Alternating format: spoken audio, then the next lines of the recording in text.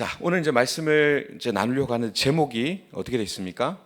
성품 예수님 닮기 두 번째고요. 오늘은 절제에 대한 얘기입니다. 멈춰야 할 때 멈출 수 있는 용기라는 제목으로 말씀 나누겠습니다. 우리 지난주에 첫 이 주제를 가지고 우리 조영희 목사님이 말씀을 전해 주셨는데 지난주에 들었던 그 나귀 이야기 기억나시죠? 한 주가 벌써 지났기 때문에 자, 예루살렘 성으로 들어오는 이 두 개의 행진. 서쪽 문에서는 갑옷 입은 로마 군대가 쭉 이렇게 들어오고 있고, 동쪽 문에서는 다 자라지도 않은 새끼 나귀를 탄 예수님이 들어오셨다는 그 장면들이 이렇게 생각이 납니다. 저는 이제 그 말씀을 이렇게 들으면서 온유라는 단어를 다시 한번 또 곱씹어 봤습니다. 온유라는 이 주제를 가지고 사실은 이제 설교도 여러 번 했었고, 또 온유하여 하나님을 대면했던 모세의 그 이야기들을 나누면서 스스로도 이제 은혜와 도전이 됐던 그런 기억도 있습니다. 길들여진 강함, 야생마가 주인의 손에 완전히 길들여져서 엄청난 힘을 그대로 가지고 있으면서도 주인의 그 명령 한마디에 달리고 또 멈출 수 있는 그 상태, 그것이 바로 온유가 가진 그 뜻이다. 근데 여러분 실제로 살아보니까 어떻습니까? 이 온유라는 이 원리는 알았어요. 주인의 손에 길들여져서 강함이 있지만 그 강함이 주인의 명령에 통치되어지는 그 부분이 온유구나. 원리적으로는, 논리적으로는 배웠는데 삶에 적용하려고 이제 한번 생각을 해보니까 이게 쉽지 않더라고요. 저도 내가 수십 년을 신앙생활 해오면서 나름 예수님의 성품, 하나님의 성품을 닮아가며 온유라고 하는 하나님의 말씀에 길들여짐이 나에게 있겠지라고 착각했던 것 같아요. 언제 느끼냐면 운전할 때 쫙 들어오는데 탁 끼어들면 이씨 하고 이제 안에 뭐가 야생말이 다그닥 하면서 막 나오는 거예요. 길들여졌다고 생각했던 그런 생각이 있었는데 얘가 갑자기 눈이 돌아가더니 야생마가 돼서 갑자기 막 튀어나와서 엥 하면서 막 난리를 치는 거예요. 야, 멀었구나. 나는 여전히 온유가 아니라 그냥 야생마구나. 그러고 보니까 우리 권 목사님 별명이 야생마인데 우리 청년부 담당하시는 우리 권석찬 목사님의 별명이 야생마입니다. 누구도 함부로 다룰 수 없는. 자, 사실 그렇습니다. 우리가 참 온유라고 하지만 쉽지 않더라고요. 근데 이 온유라고 하는 성품의 진짜 시험대가 언제 나오느냐를 생각해 보니까 바로 평온할 때가 아니라 바로 이런 순간이더라고요. 이런 순간에 저 사람이 정말 온유한가? 내가 온유한가를 판별할 수 있는 순간이 언제냐? 평온할 때가 아니에요. 지금 얘기했던 그런 급발진의 순간에 멈춰야 하는데 멈출 명분이 없을 때, 아니 오히려 멈추지 않아도 될 명분이 차고 넘칠 때, 바로 그 순간 우리 안에 있는 야생마가 고삐를 풀고 뛰쳐나가는 그런 모습이 나타나더라는 거죠.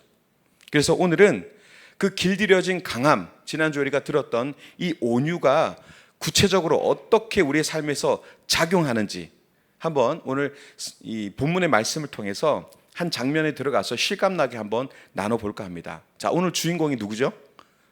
다윗입니다. 누가 봐도 다윗이죠. 이거 보면서 사울이요 이러면 이상한 거예요. 오늘 본문의 주인공은 다윗입니다. 자, 그것도 오늘 어떤 상황이냐 하면 인생에서 가장 완벽하게 복수할 수 있었던 그 한 번의 기회 앞에 서 있는 다윗의 모습, 그것이 오늘 배경이 됩니다. 자, 이 말씀 한번 우리가 들여다보도록 하겠습니다. 오늘 사무엘상 24장의 이 장소, 배경이 되는 장소는요, 엔게디 광야입니다. 사해 옆에 있는 이 지역인데요, 여기에 가면 이 깎아지는 막 바위산, 이 바위산이라고 해야 되겠죠. 이 바위산에 이렇게 보면은 구멍이 숭숭숭숭 뚫려 있어요. 실제로 그 사해에 가보시면은 옆에 있는 그 깎여진 암벽 사이에 막 구멍이 숭숭 뚫려 있습니다. 그래서 숨바꼭질하기 딱 좋은 곳입니다. 근데 사울 왕이 군사 3,000명을 데리고 다윗을 잡으러 거기를 찾아옵니다. 자, 다윗 쪽은 몇 명이냐? 600명. 자, 끌고 온 인원은 3,000명. 자, 산수만 돼도 계산이 나오죠. 답이 없습니다.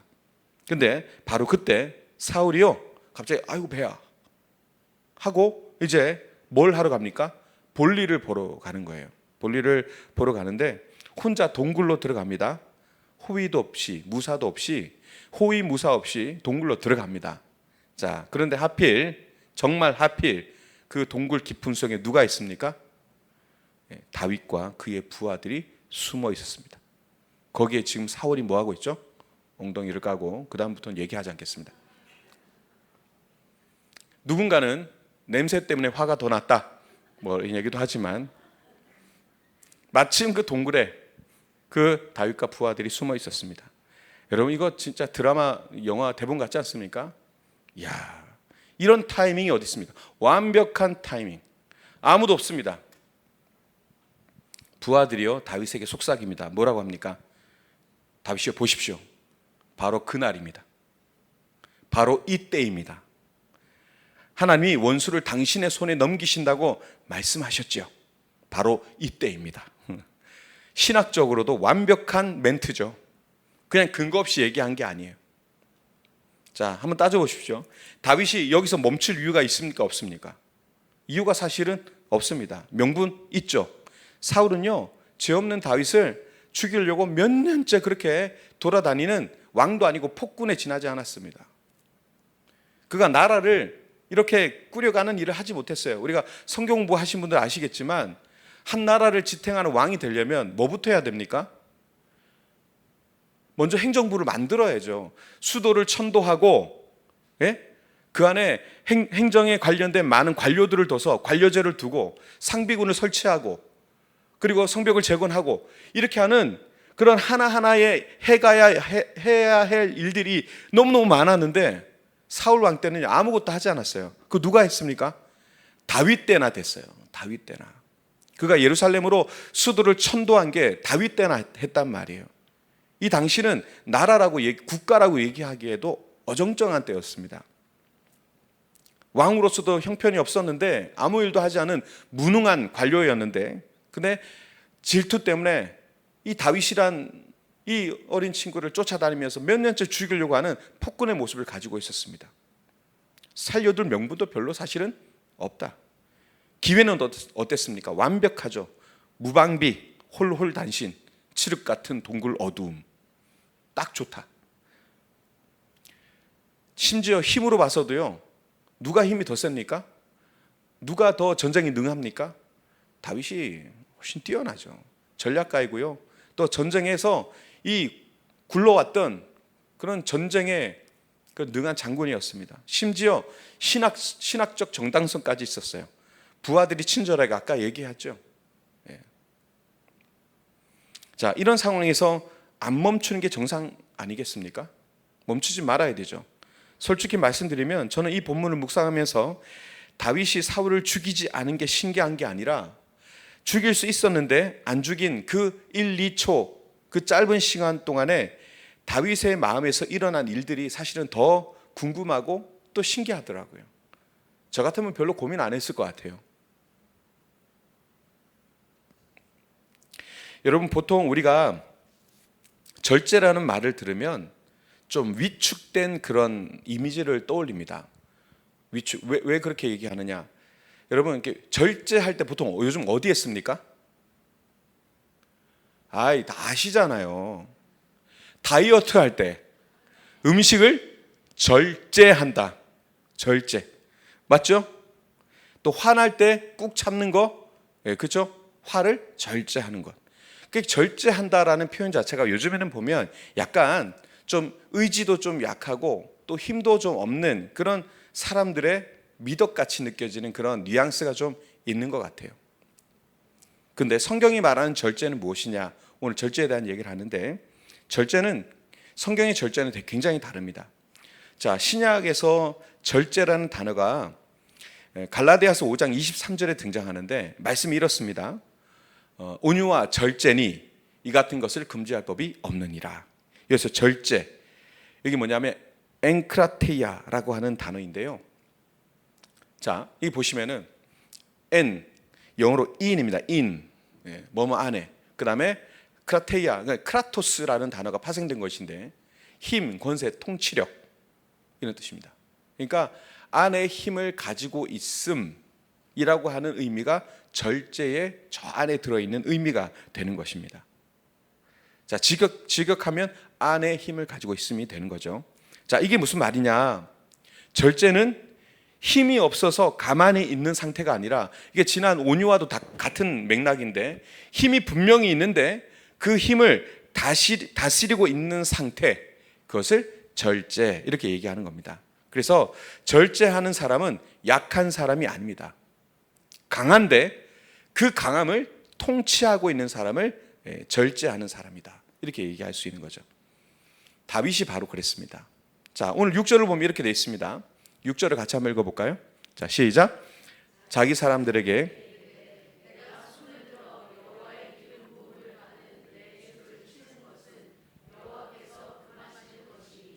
그는 여호와의 기름 부음을 받은 자가 됨이니라 하고.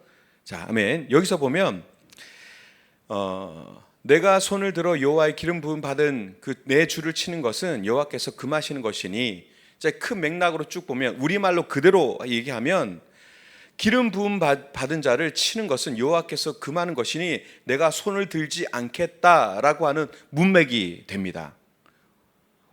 그래서 원문 해석이 이렇게 보면은 나는 손을 들지 않겠다, 나는 손을 들지 아니하리라, 이렇게 됩니다. 그런데요, 이걸 히브리 원어로 그대로 또 한 번 더 번역하게 되면 굉장히 박진감이 넘칩니다. 어떻게 되냐면, 직역하면 내가 내 손을 보내지 않겠다, 이런 의미가 되더라고요. 내가 내 손을 보내지 않겠다. 자, 보내다라는 동사는 앞에 직전에서 사울이 군대를 보내다 하는 것과 똑같은 단어거든요. 보내다. 근데 내 손을 보내지 않겠다라고 지금 얘기하는 겁니다. 자, 사울에게도 보낼 손이 있었고 다윗에게도 보낼 손이 있었습니다. 그런데 한 사람은 보냈고 한 사람은 보내지 않았습니다. 사울은 심지어 명분도 없었고 그저 질투와 악신이 임한 상태에서 그런 것들을 보낸 것이고, 다윗의 손은 어떻습니까? 명분이 있는 손, 칼이 쥐어진 손, 힘이 있는 손, 600명의 부하가 지지하는 손이었어요. 근데 그 손을 거두어 드립니다. 보내지 않겠다고 했습니다. 못 보낸 게 아니라 안 보낸 것이죠. 여러분, 이게 바로 절제입니다. 절제. 자, 절제는 멈출 힘이 없는 것이 아니라 움직일 힘이 있는데도 그 힘의 방향을 끝까지 통제하는 것. 계속 제가 반복해서 설명을 드립니다. 우리가 지난주에 이 말씀을 우리가 생각해 볼 때 그 표현을 좀 빌리자면, 절제는 온유라고 하는 이 성품이 아까 얘기했던 결정적인 순간에 발현되어지는 구체적인 행동, 그것이 절제입니다. 온유라고 하는 그 왕성된 그 모습이 어떤 순간에 발현되어지면 절제라는 열매로 탁 나가게 되는 거예요. 제가 설명을 잘 못하고 있나요? 이해되시죠? 여러분, 길들여진 그 야생마가 진짜 길들여졌는지는요, 평소가 아니라 바로 이런 순간에 드러나는 거죠. 자, 그런데 오늘 5절을 보면 재밌는 표현이 하나 더 나옵니다. 자, 5절을 같이 읽어보겠습니다. 시작. 그리한 후에 사울의 옷자락 뱀으로 말미암아 다윗의 마음이 찔려. 자, 여기 보십시오. 찔린다는 표현이 나옵니다. 성경의 표현 중에 굉장히 좀 독특한 표현이기도 해요. 번역을 그렇게 했습니다. 자, 다윗이 지금 사울의 옷자락을 살짝 베었는데요, 그 살짝 옷을 죽인 것도 아니고 베었는데 그것 때문에 다윗의 마음이 찔렸다라고 되어 있습니다. 예. 자, 여기 저는 이 대목에서 다윗이 참 인간적이다라는 그런 생각이 들었습니다. 절제라는 게요, 감정 없는 로봇처럼 사는 게 아니죠. 절제라는 게 그냥 절제하고 이루어지는 게 아닙니다. 거기는 감정이 묻어 있어요. 감정이. 다윗에게 절제란 그렇습니다. 감정을 죽이는 게 아니라 감정은 그대로 살아 있어요. 막 분노가 넘쳐요. 죽이고 싶어요. 나를 그렇게 못 살게 굴고 내 인생의 이 시간을 광야에서 허비하게 만들고 죽음의 구석으로 나를 코너를 몰아서 정말 힘들게 하는 그 상황을 막 이렇게 겪다 보면 얼마나 힘들겠습니까? 마음에 분노가 일어나고 막 때만 되면 내가 저 손봐주겠다 이런 생각 들지 않겠어요? 근데 그 감정이 그대로 살아있죠. 근데 그 감정이 살아있대 그 감정의 최종 결정권을 누가? 자기 자신이 아닌 다른 곳에 맡기는 거였어요. 자, 이게 우리 시대에 왜 어려운지 한 가지만 좀 짚어보자면, 요즘에 감정 표현에 대해서 굉장히 많은 얘기를 합니다. 어떤 강사 얘기를 들어보니까 우리가 화를 참다가 골마 터지면 결국 어떻게 되냐면 그 감정이 엉뚱한 사람에게, 그것도 엉뚱한 타이밍에 폭발한다는 거죠. 자, 이거 경험해 보신 적이 있을 겁니다. 화가 막 쌓였어요. 밖에서 막 스트레스 받았어요. 그 스트레스를 막 꾹꾹꾹 참고 있다가 집에 와서 누구한테? 거기서는 감정 노동하면서 막 꾹꾹 참고 눌러 담아 있다가 집에 와서 말 한마디 걸었는데 거기다 팡 터뜨리는 거예요.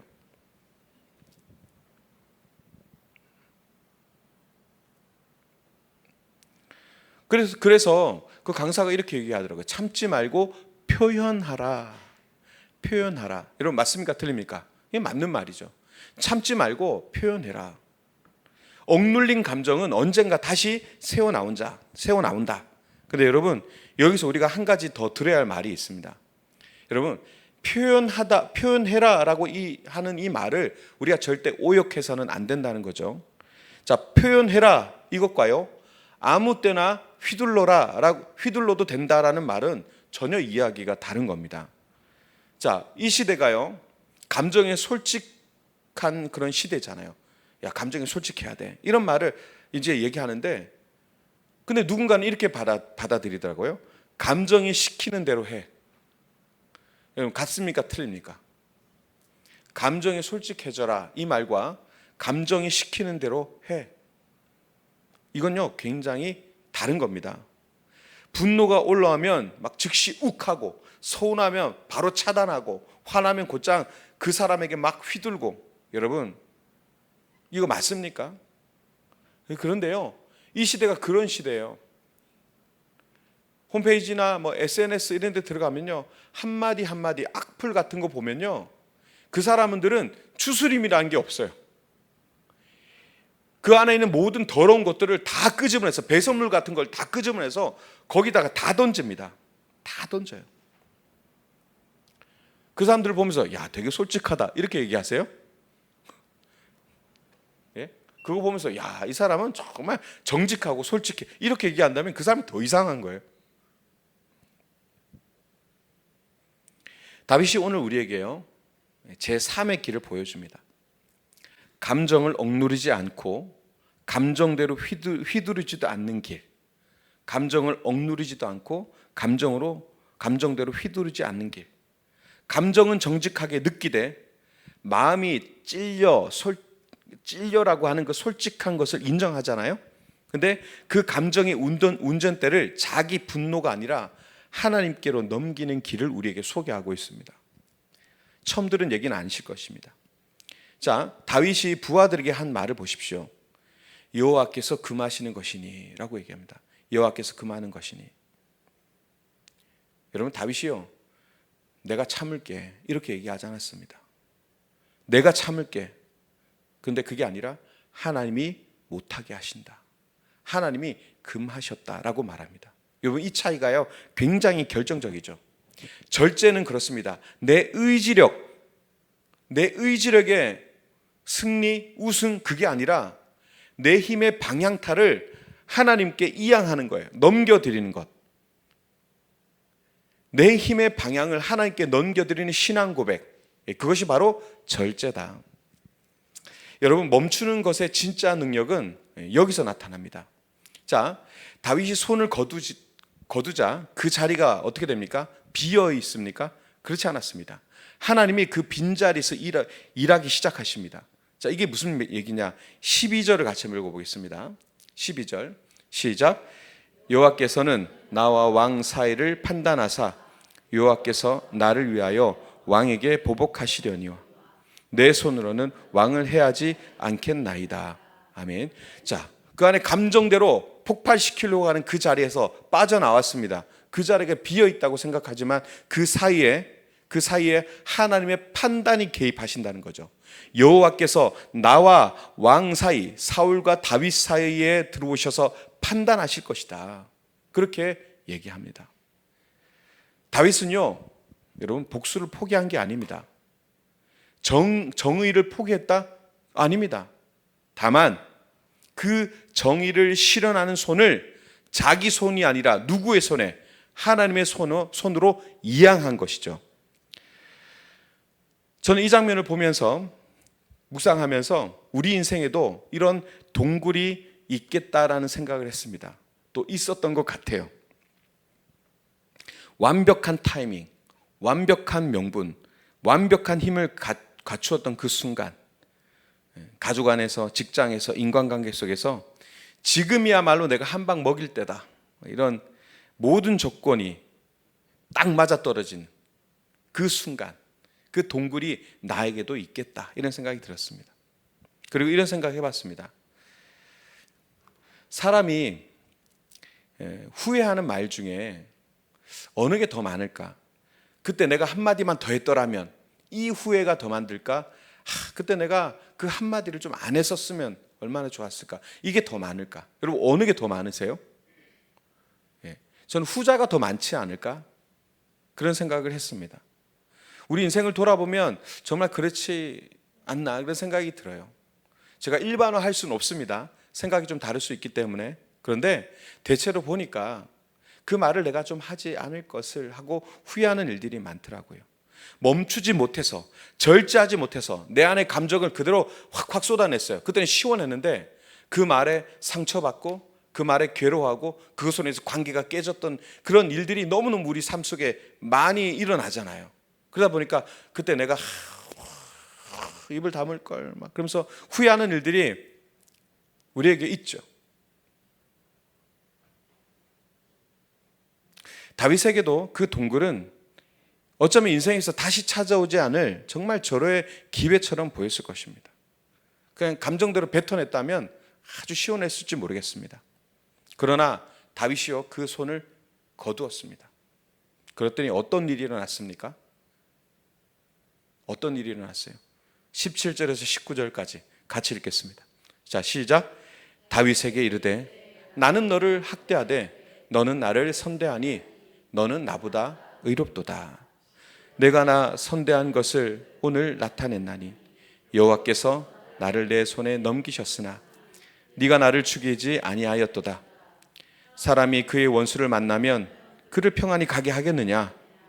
네가 오늘 내게 행한 일로 말미암아 여호와께서 내게 선으로 갚으시기를 원하노라. 아멘. 이게 누구 얘기입니까? 사울이 다윗에게 하는 얘기예요.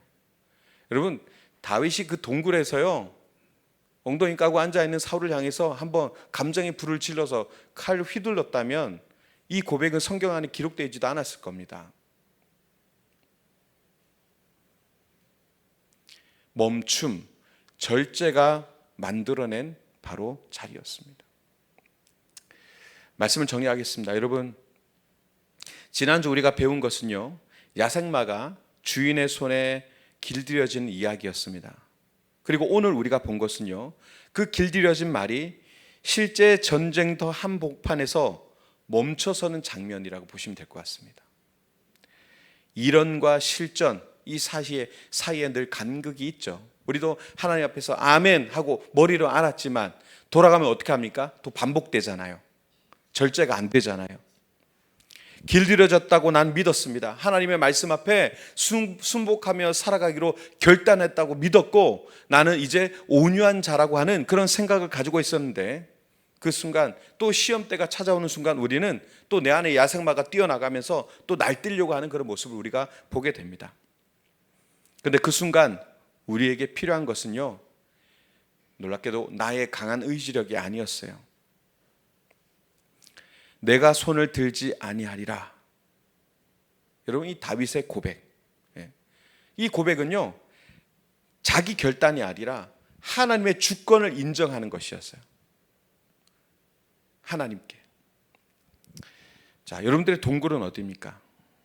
누군가 완벽한 명분을 들고 와서 지금이야말로 정말 손을 들어도 될 때라고 여러분들에게 말하는 자리, 그 자리가 여러분들에게 있을 수 있죠. 가정에도, 직장에도 있을 수도 있고 마음의 오래된 상처 안에도 있을 수가 있습니다.